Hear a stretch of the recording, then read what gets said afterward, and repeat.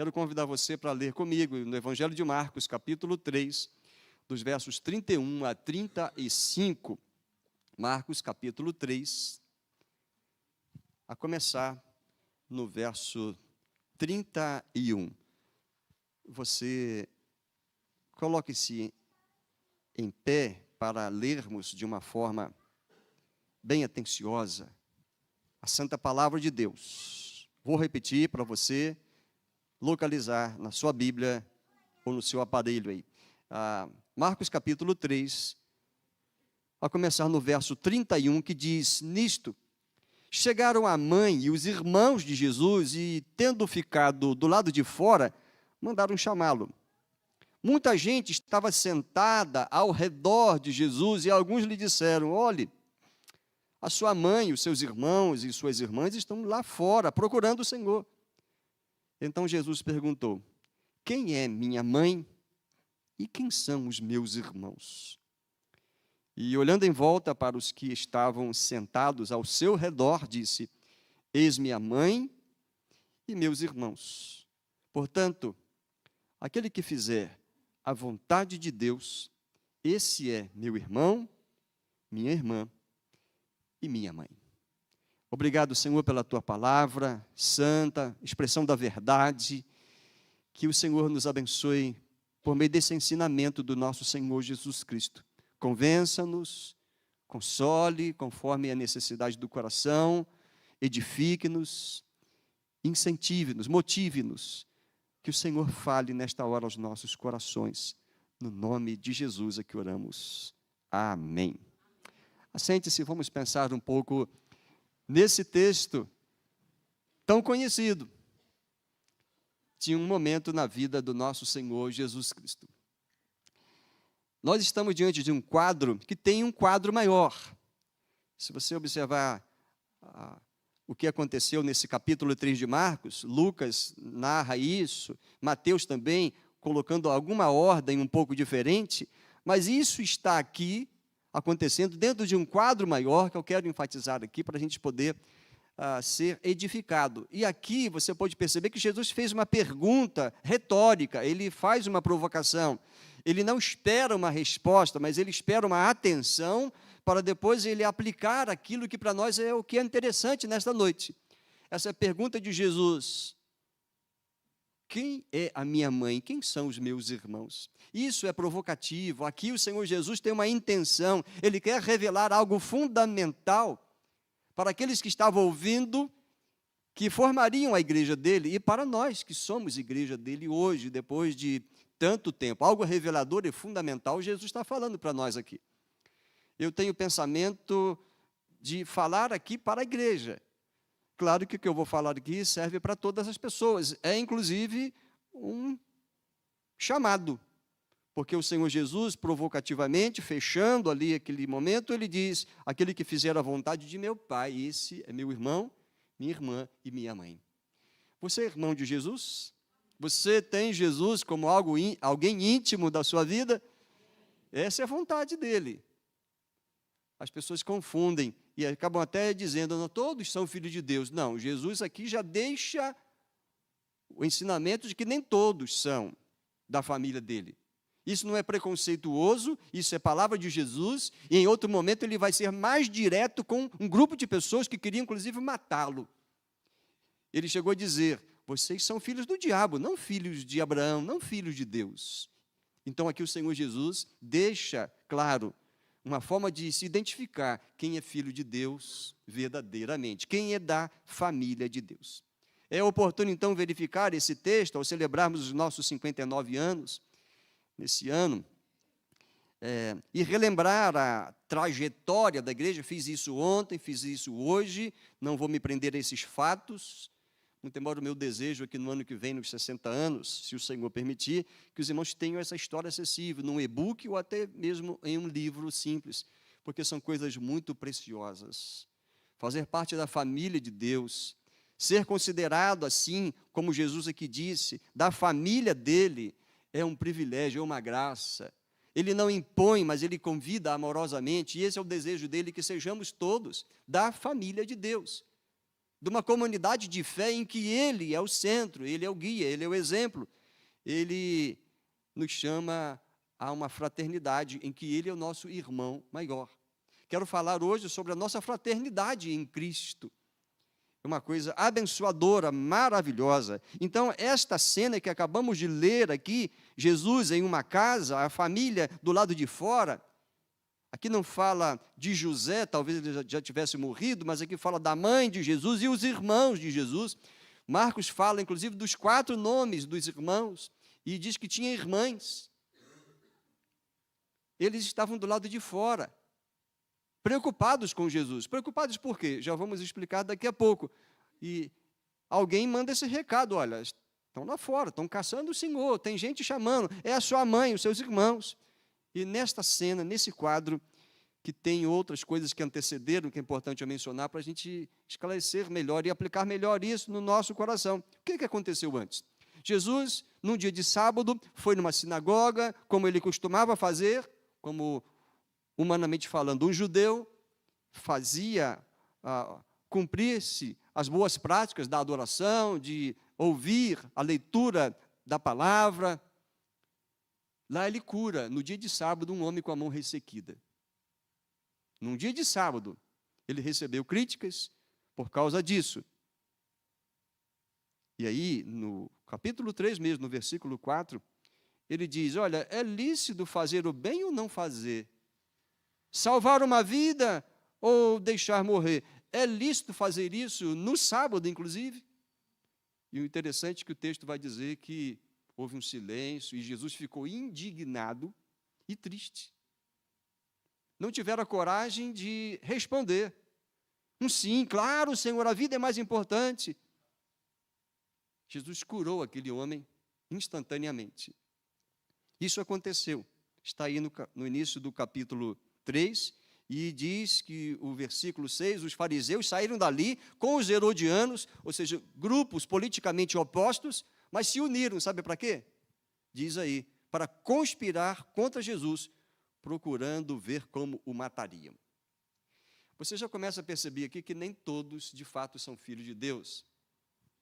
Porque aqueles que querem matar o próprio Senhor Jesus não podem ser da família de Deus. Resolveram fazer isso. E a cena vai para um outro momento. Saindo dali, Jesus se dirigiu à região do mar, e naquela região ali do mar, muita gente se ajuntou ao redor dele.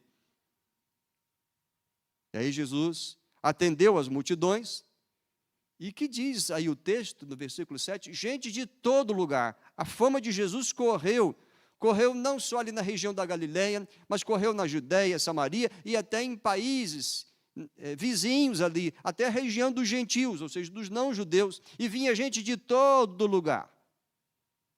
A partir do versículo 7 diz isso aí, uma grande multidão. E ali Jesus curou muitas pessoas, repreendeu muitos espíritos malignos que oprimiam as pessoas. Depois ele subiu ao monte. E lá no monte ele chamou os que ele quis para estarem junto dele. Daquela multidão chamou 12. Aí, a partir do versículo 13, inclusive, estão ali listados os 12 apóstolos, os que seriam enviados por ele, aqueles que seriam o embrião da igreja. Ele os chamou, diz o texto, para estarem junto dele, no verso 13, para estarem com ele, para os enviar a pregar e exercer a autoridade de expulsar demônios. Jesus chamou aquele grupo para estarem com ele, junto dele, perto dele, recebendo instrução dele, a autoridade dele, para depois anunciar este evangelho, que correria o mundo. E correria o mundo e chegaria nas Minas Gerais, chegaria em Itabira, e está sendo anunciado aqui. Intenção de Jesus. Ele deseja que todos que quiserem, que entenderem a missão dele, a pessoa dele, se unam a ele e ao povo dele numa fraternidade onde o amor é a marca maior e onde ele é o nosso exemplo, onde ele é nosso guia, nosso mestre, nosso cabeça, Senhor e Salvador. Na nossa fraternidade de fé, queridos, Jesus vai ser sempre o centro. É Ele quem nos chama, é Ele quem cuida de nós, porque Ele é o nosso irmão maior. Saindo então dessa cena em que Ele chamou os 12, então diz o versículo 20 que Ele foi para casa. Cafarnaum, ali era a base do seu ministério nesse momento. E outra multidão. Nem todos os que andavam na multidão eram seguidores de Jesus. Vão constituir a fraternidade, a comunidade da fé em Jesus. Dentre a multidão, muita gente estava ali. E diz o texto que era tanta gente, tanta demanda, que nem podiam comer.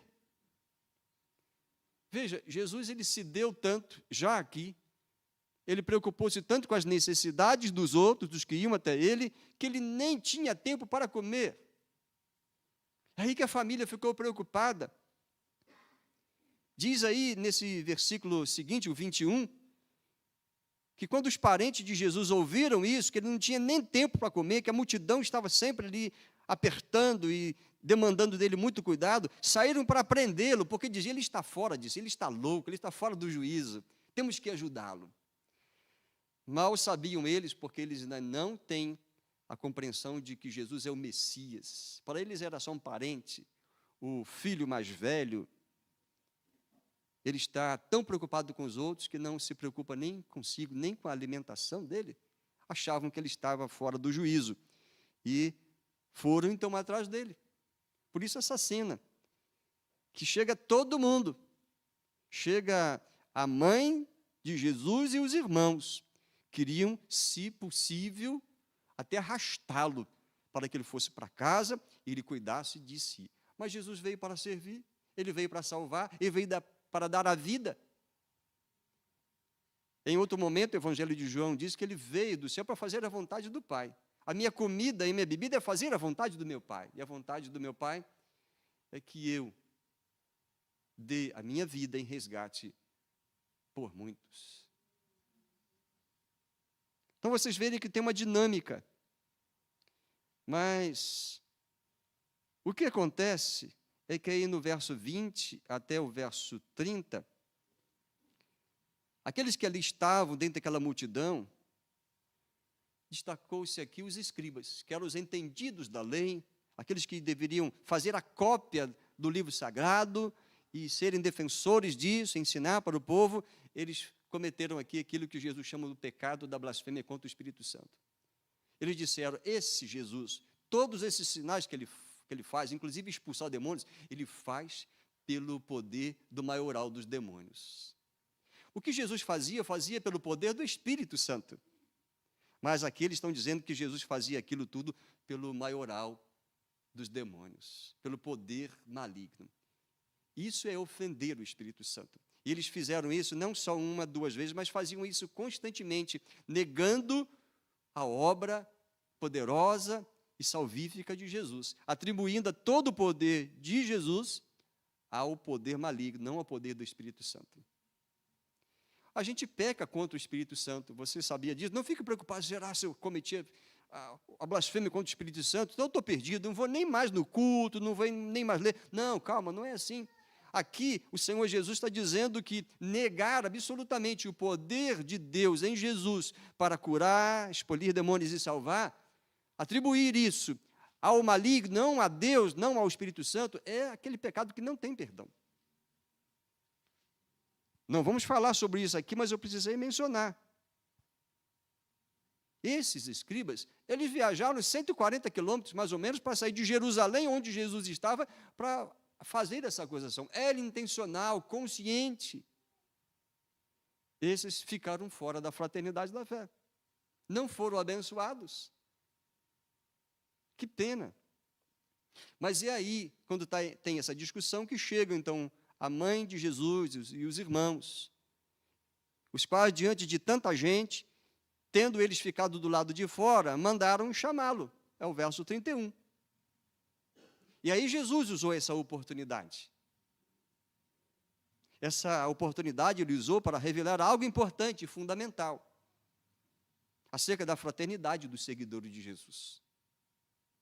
Será que Jesus está desprezando a família? A sua família? Claro que não. Ele está dizendo que tem uma prioridade e que a gente tem que saber colocar as coisas no lugar certo. Jesus não despreza a sua mãe, tanto é, o Evangelho de João diz que quando ele está crucificado, ele se preocupa com a sua mãe e encaminha a sua mãe, Maria, aos cuidados de um dos seus discípulos, que era João. O que Jesus quer enfatizar é que aquele que se torna seguidor de Cristo recebe uma família espiritual nova, mais numerosa e abrangente, com laços de intimidade e lealdade que transcende até mesmo o vínculo com os membros de sua família biológica. Isso é um esclarecimento que eu tirei de uma das minhas Bíblias de estudo, a Bíblia de estudo Thomas Nelson, e eu concordei. É exatamente isso, Jesus quer colocar a coisa no lugar certo. Aquele que se torna seguidor de Jesus recebe uma família espiritual. Aqui está uma família espiritual. Nós temos uma identidade, pensando em igreja local, primeira igreja batista em Itabira. Mas ela foi formada por irmãos que Deus foi trazendo para essa cidade em um tempo de avanço, de trabalho, uma empresa que estava crescendo aqui, as estradas estavam sendo ampliadas e asfaltadas. Deus trouxe muita gente para esse lugar aqui, para formar uma fraternidade espiritual, uma igreja que tem uma identidade, e essa identidade, ela se baseia em Jesus Cristo. Então foi uma obra, está sendo uma obra especial de Deus, e que hoje eu e você formamos essa fraternidade, que existe para abençoar outras vidas. Claro, a principal razão é que o nome do Senhor seja glorificado e Jesus seja conhecido. Não é para o nosso deleite, vamos chamar o Josemar Bianchi, que ele vai fazer umas performances lá, ele tem um instrumento que ele inventou lá, e a gente fica alegre, fica feliz. Não, o objetivo não é esse. A gente se alegra com isso, a gente lembra pelas canções, pelas composições, quem é esse Deus que nos salvou, quem é esse Jesus que é o nosso mestre. Mas a razão principal é que o Senhor seja glorificado e outros sejam atraídos a Cristo. Não pela beleza do pastor, né, do nosso templo, não, mas pela beleza de Jesus, que está em nós. É maravilhoso isso. A excelência dos relacionamentos espirituais. Queridos, relacionamentos espirituais entre nós, isso é algo excelente, que muitos poderiam, gostariam de estar experimentando. Ninguém percebeu o que aconteceu ontem, depois que acabou o culto, um jovem apareceu, eu levei para o gabinete, ele estava possuído por espírito maligno. Ele pedia socorro, não pude atendê-lo como ele gostaria, porque de repente ele saiu e foi embora, mas ministrei sobre a vida dele, e o demônio falou, eu vou destruir a vida dele, repreendi naquele mesmo momento, e disse, não, e chamei o moço pelo nome. Houve uma pequena luta espiritual, mas, de repente, ele levantou, talvez na sua lucidez, já voltando, mas ele estava também drogado. Ele foi embora. Mas ele estava sentindo, pelas poucas palavras que ele falou, identificou-se, o desejo de pertencer à família de Deus, porque sabe que a família de Deus é cuidada por Ele, e o maligno não vai perturbar e oprimir, escravizar aqueles que são de Deus. E tem muita gente que está precisando disso. Por isso que nossa fraternidade em Cristo Jesus, ela é especial, ela é um privilégio, e nós precisamos valorizar esse momento, desfrutar, mas não ficar num dizer de alguém que está entre nós, que diz, não ficar com a panela com a tampa fechada, mas com a panela com a tampa aberta, para receber outros. Então, eu convido você, rapidamente, a pensar sobre essa fraternidade em Cristo. É nossa, sim, nossa fraternidade em Cristo, porque nós somos irmãos, e temos em Cristo Jesus esse privilégio. A igreja é uma família de irmãos espirituais. Não somos apenas uma organização, somos um organismo vivo, não simplesmente uma instituição que tem um CNPJ, um patrimônio, nós somos uma comunidade de fé. Então, pontuando aqui 3 coisas. A nossa fraternidade em Cristo nos lembra que a igreja é formada daqueles que permanecem assentados em volta de Jesus. É o verso 32. Olha lá, gente sentada ao redor de Jesus. Jesus é sempre o centro, por isso que aí está. Por que em volta de Jesus? Porque Jesus é o centro. Por aqui passaram alguns pastores, eles nunca, e tampouco eu, nunca foram o centro. Os líderes, os pastores, aqueles que são ungidos para um ministério muito importante, não são o centro. O patrimônio, por mais lindo que seja, não é o centro. O centro é sempre Jesus. Os músicos, os talentosos músicos, nunca são o centro. É sempre Jesus. Na comunidade da fé, nessa fraternidade que temos em Cristo Jesus, temos que nos lembrar que esta comunidade da fé, essa fraternidade, é formada daqueles que permanecem assentados em volta de Jesus. E por que assentados? Porque é uma questão de prioridade. Quando você senta para fazer alguma coisa, bom, aquilo lá é uma prioridade. Tem outras coisas para fazer, mas agora tem que parar com tudo e estar aqui. E o Senhor Jesus estava ali no centro. Ele abriu temporariamente mão da sua posição no céu e desceu a nós. Ele colocou aquilo como uma prioridade. Aquilo era fazer a vontade do Pai. E Ele o fez. E a igreja, como fraternidade, é a comunidade daqueles que permanecem assentados. Muitos por aqui passaram, talvez não fossem realmente convertidos. Talvez se escandalizaram com alguma coisa, mas quem se escandaliza num lugar aqui, vai procurar outra comunidade, outro ambiente onde a fraternidade de fé em Cristo Jesus vai ser exercida. Ontem recebemos pessoas aqui de diversas igrejas aqui da cidade, hoje também temos, né? Estão na comunidade da fé, que pode ter um nome, Igreja Batista Central, Quarta Igreja Batista, alguém foi para a Maranata, outro foi para uma outra igreja, a igreja presbiteriana, mas é a igreja de Jesus, é a comunidade, a fraternidade de Cristo.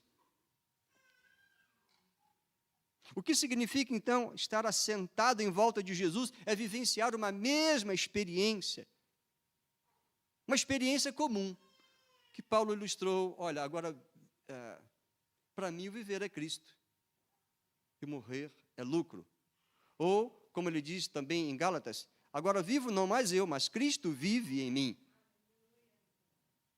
Vivenciar essa experiência comum em Cristo Jesus é o que fazemos, experimentamos. Assentar à volta de Jesus é compartilhar de um interesse comum, tendo como foco o que Jesus diz, o que Ele ensina, o que Ele nos manda fazer. Que privilégio estar assentado em volta de Jesus. Estarmos assentados. Maria fez essa escolha, tinha lá o seu irmão, Marta, tinha ela, talvez mais pessoas. Qual foi a escolha de Maria? Sentada aos pés de Jesus, ouvindo o que ele tinha para ensinar. Está lá em Lucas capítulo 10. E os apóstolos? Você viu que eu fiz menção aí no mesmo capítulo 3 de Marcos, no verso 14, Jesus chamou dentre a multidão 12. Os chamou para estarem com ele. E estando com ele, o Senhor Jesus os ensinaria e depois os prepararia para uma missão. Por isso, apóstolos, enviados para uma missão. E a missão tem aqui alguns aspectos que você acompanhou comigo na leitura. Eles foram chamados para estar com ele. Então, queridos, a nossa fraternidade em Cristo nos lembra que nós temos essa grande alegria e privilégio, estarmos juntos com Jesus no meio, Jesus no centro, Jesus nos ensinando. Mas também essa fraternidade em Cristo nos lembra que a igreja é a expressão de família de Cristo. Ele é o irmão maior, conforme diz Paulo de Romanos 8, ele é o primogênito dentre muitos irmãos. Talvez alguém aqui seja o primogênito, né? E quando a gente tem na família um primogênito, normalmente ele é aquele onde se vai buscar algum tipo de segurança, de abrigo, de consolo, quando o pai e a mãe não estão presentes. Eu fui caçula por 11 anos. E tive o privilégio, muitas vezes, de ser defendido, cuidado, conduzido, consolado, alimentado pelos 2 irmãos acima de mim. Era um privilégio. Mas nós temos o privilégio de ter esse irmão maior, que é o Todo-Poderoso, o Senhor Jesus. E podemos, então, expressar o que é a família de Deus às outras pessoas. O que fazem os irmãos? Você já pensou nisso? Talvez algum vai dizer, os irmãos que fazem é bater uns nos outros, né? Botar a culpa no outro. Isso é coisa de imaturos, coisa de infância, né? Mas o Senhor Jesus usou isso aqui. Quem são os meus irmãos e quem é minha mãe? Aqui Jesus está usando a figura do cuidado. Os menores sendo cuidados pelos maiores. Foi assim com você? Comigo foi. Até que depois veio mais um, temporão, e ajudei a cuidar dele de alguma forma. Os menores sob o cuidado dos maiores. Na igreja é assim também. O apóstolo Paulo, falando aos Romanos, capítulo 15, o verso 1 e 2, eu vou ler numa outra versão, ele diz, nós que somos fortes na fé, devemos ajudar os que são fracos, devemos ajudá-los nas suas fraquezas e não tentar somente agradar a nós mesmos, que cada um de nós procure agradar os outros, para o bem deles, a fim de ajudá-los a crescer na fé. Tem gente que anota, então está aí, Romanos 15, versos 1 e 2. Que belo ensinamento, verdadeiro. Então, o que faz um irmão? Ele cuida do outro, e especialmente os mais fortes, os mais vividos, os mais amadurecidos, cuidando dos mais fracos. Na igreja, queridos, nós sempre vamos ter esse ciclo. Pessoas novas na fé chegando, precisam ser cuidados, levados, ajudados ao amadurecimento. Não fiquem achando que o pastor é o pai de todos. Como a igreja fosse um grande orfanato, chega criança o tempo todo, como o pastor vai cuidar de todas as criancinhas espirituais? Ele não dá conta, ele morre. Mas o que o Senhor Jesus nos ensinou por essa figura é que na família de Deus nós somos irmãos e ele usa a figura da mãe. É a figura da mãe que ele utiliza para dar o exemplo que a mãe é a figura do amor e do cuidado sacrificial. Jesus fez isso de forma perfeita, plena, e nós devemos nos inspirar nele, amar uns aos outros, até com um cuidado sacrificial. Você está disposto a fazer isso por amor a essa fraternidade da fé, por amor à família de Deus, por amor aos irmãos? Envolve sacrifício, a comunidade da fé. Essa fraternidade envolve dividir alegria e choro. Eu já experimentei isso de muitas formas, mas nós precisamos estar mais atentos para abençoar e servir a outros. Eu já falei aqui, deixe-me repetir, para dar um exemplo fora aqui da nossa igreja, mas quando eu adoeci, precisei ser internado, a Nildinei ficou comigo, o Natan era um menino novo ainda, e estava no hospital. E chega lá um irmão, não era da nossa igreja, mas era um pastor amigo. Ele disse para a irmã Nildinei, pode ir para casa cuidar do Natan. Não, demos lá sabe aquele negócio, aquela resposta, não se preocupe, está tudo sob... Vai lá. E eu fiquei a noite toda acompanhado pelo pastor Márcio, nosso amigo, pastor de uma igreja aqui da cidade, que os irmãos conhecem bem.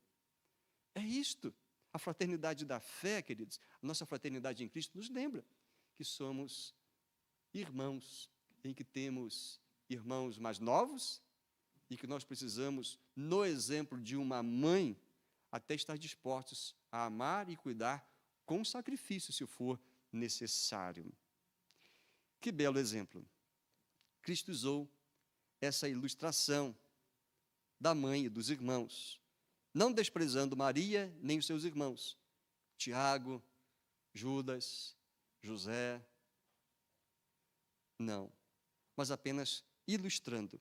Mas eu quero terminar dizendo que a nossa fraternidade em Cristo nos lembra que a família de Deus tem como distintivo o fazer a vontade de Deus. Aí o verso 35, que nós lemos, Jesus terminando lá aquele momento, chamando a atenção, depois daquela pergunta retórica, ele diz: eis aqui minha mãe e meus irmãos. Por quê? Porque os que são, de fato, da família de Deus, eles mostram isso porque estão dispostos a fazer a vontade de Deus. Aquele que fizer a vontade de Deus, esse é meu irmão, minha irmã e minha mãe.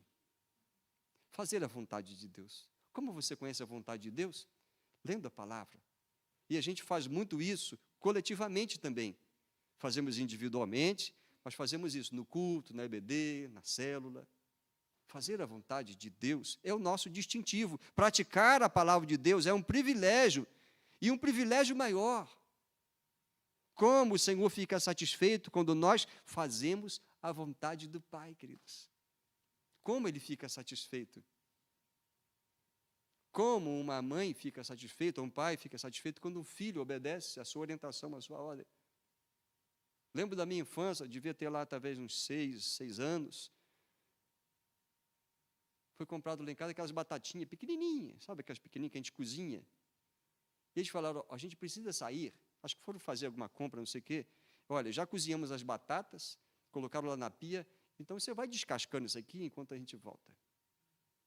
E eu fiquei lá com a minha mãozinha. Aquilo não foi nada saudável, me deu uma raiva e fiquei ali muito aborrecido, tirando a casquinha. Hoje a gente come aquela casquinha, né? Dá uma temperada, um azeite com algumas ervas, aquilo fica uma delícia. Mas naquela época tinha que tirar a casquinha, era a nossa prática. Uma situação desagradável, ficou na lembrança, mas não tem raiva mais não, já passou, né? Mas olha, eles ficaram felizes quando eles retornaram, que as batatinhas estavam quase todas, né, descascadas, e me elogiaram: muito bem, olha, você caprichou. Mal sabiam eles que foi um esforço muito grande. Ainda que implique, queridos, fazer a vontade de Deus, fazer um esforço, fazer um sacrifício, Deus fica feliz quando nós fazemos a vontade dEle, por amor a Ele, para a glória dEle. Se é uma ordem dEle, se é um mandamento, façamos isso, porque tem uma intenção, tem um propósito santo, elevado, e Ele fica feliz quando aqueles que compõem a fraternidade de Cristo, a comunidade da fé, fazem com esforço e com intenção a vontade de Deus. Nosso dever diante de Deus, queridos, é isso.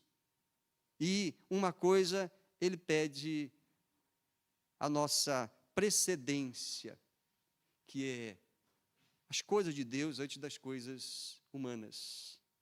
A família de Deus, muitas vezes, queridos, vai exigir de nós até dar precedência aos laços familiares. Nem todos entendem isso.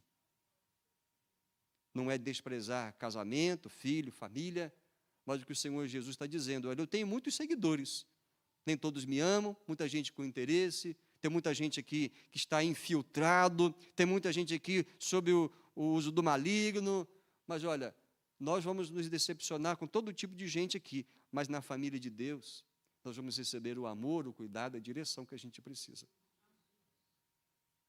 Então perceba que junto a esses quadros que foram aqui mencionados, aí Jesus contou a parábola do semeador. Um evangelho coloca antes disso, outro evangelho coloca depois. Jesus, para concluir isso tudo, se você olhar lá no capítulo 4 de Marcos, conta a parábola do semeador. Então Jesus, com aquela situação, começou a ensinar à beira-mar de novo, e lá tinha gente. E o que ele faz? Conta a parábola, para ilustrar, como mestre que ele sempre era e é, ele usa o recurso de contar uma história, porque contar a história prende atenção. Talvez ele tivesse dito ou inspirou aqueles que usaram aquela introdução do programa: senta que lá vem história. Quem é do meu tempo sabe o que significa isso aí. Senta que lá vem história. Então Jesus contou a história do semeador. E ali ele apresenta os diferentes tipos de coração diante da pregação do Evangelho, diante dos ensinos dele. Pregamos nessa parábola no ano passado, se não estou enganado. E, em resumo, ele fala que há aqueles que, dentre essa multidão toda, Há aqueles de coração duro, são os indiferentes, não levam nada a sério, ouvem e não creem no que o Senhor Jesus fala. Há aqueles de coração superficial, eles vão no calor do momento, eles se animam, mas não seguem seguindo a Jesus. Não criou raiz o ensino de Jesus, porque chega a angústia ou a perseguição, aí se escandalizam. Há aqueles de coração ocupado. Provavelmente isso aqui vai ser um sermão, talvez o próximo que eu vou pregar. Que fiquei assim, bem tocado, iluminado para fazer um alerta acerca desses que têm o coração muito ocupado nesses dias. O Senhor Jesus diz que esses são aqueles que a semente ilustra, caiu no meio dos espinheiros. Aí o espinheiro sufoca o evangelho, e essas pessoas são tomadas por muitas preocupações, ambições, fascinações, e sufocam a palavra. Então, são os de coração ocupado. Mas, na fraternidade de Cristo, na comunidade da fé, há aqueles de coração frutífero. Eles frutificam, porque Jesus é o centro, eles estão sempre ali ao redor de Jesus, sempre ouvindo Jesus. Eles frutificam, frutificam e frutificam. E o Pai fica alegre. E a vida de Jesus é multiplicada na vida desses. Você é um desses. Sejamos destes que ouvem Jesus, estão sempre aos pés dele. Sejamos isso, porque essa é a vontade do Pai. Busque fazer a vontade do Pai. Busque conhecer e fazer. Se acha difícil algum mandamento, pede a ele força. Senhor, eu não estou conseguindo. Mas ele vai dar força, capacidade para você e eu e nós prosseguirmos, fazendo a vontade dele. A nossa fraternidade em Cristo glorifica a Deus, leva consolo a outros, motiva a fé perseverante em outros, estimula a muitos a salvação em Cristo, simplesmente por sermos a fraternidade de Cristo. Vamos avante? Construir essa história, ou levar adiante essa história que começou há décadas atrás? Vamos? Quem mais quer caminhar conosco, seguindo a Cristo? Você é convidado a seguir a Cristo, conhecer a Cristo, honrar a Cristo, nessa comunidade da fé. Se você assim quiser, fale conosco. E aos meus irmãos, sejamos cada vez mais parecidos com a família de Cristo. Sejamos família de Deus, sejamos a comunidade, a fraternidade de Cristo, nesse lugar, nesse tempo. Amém, queridos?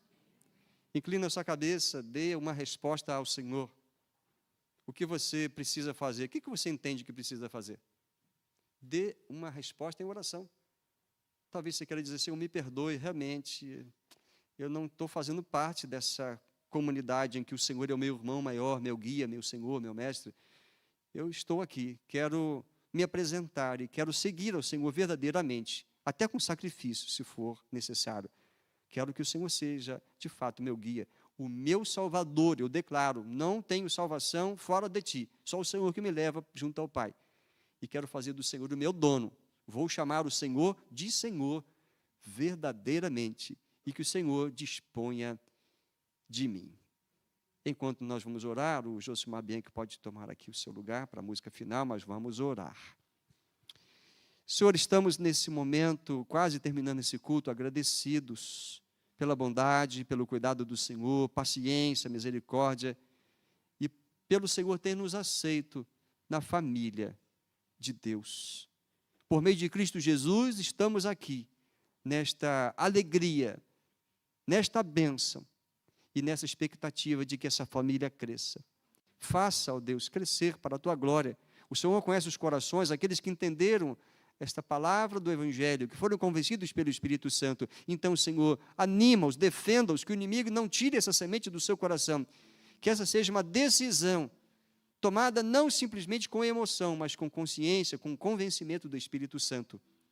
Que o Senhor nos perdoe as falhas, como família que somos imperfeitos, o Senhor sabe, mas que o Senhor nos ajude a ficarmos cada vez mais parecidos com Jesus, que o Senhor promova isso em nós, que o Teu Espírito forme em nós o caráter de Jesus, a beleza dele, para que assim outros se acheguem, atraídos por esse poder, por esse amor, por essa beleza de Jesus em nós.